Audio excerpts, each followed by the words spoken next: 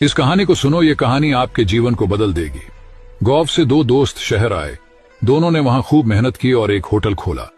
कुछ ही सालों में होटल खूब चलने लगा। दोनों ही दोस्त कमाई का आधा आधा हिस्सा बांट लेते। कुछ दिनों बाद पहले दोस्त के मन में लालच जाग गया। उसने सोचा, अगर ये दूसरा दोस्त ना होता तो पूरी कमाई मुझे ही मिलती।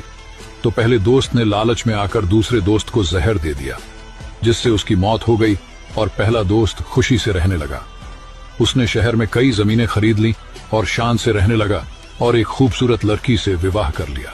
कुछ साल बाद उसे एक बेटा हुआ। जब बेटा बड़ा हुआ तो वो अपने बेटे को पढ़ने के लिए विदेश भेज दिया, लेकिन वहां जाकर उसे बड़ी बीमारी लग गई। महंगे इलाज की वजह से उसके पैसे खत्म होने लगे।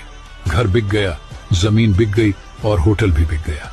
बेटे का अंतिम समय नजदीक आ गया तो उसने अपने पिता से कहा, क्यों पिताजी, मुझे पहचान पाए या नहीं? पिता ने कहा, हाँ, तुम मेरे बेटे हो। बेटे ने कहा, नहीं, मैं तुम्हारा वही दोस्त हूं जिसे आज से 20 साल पहले तुमने मार दिया था। मैं तुम्हारा हिस्सा लेने तुम्हारा बेटा बनकर आया था। मेरा हिस्सा पूरा हुआ, अब मैं चलता हूं। कहानी की सीख, दूसरे का हक खाकर दूसरे को तकलीफ पहुंचाकर हासिल किए हुए सुख की कीमत ब्याज सहित चुकानी पड़ती है। यदि आप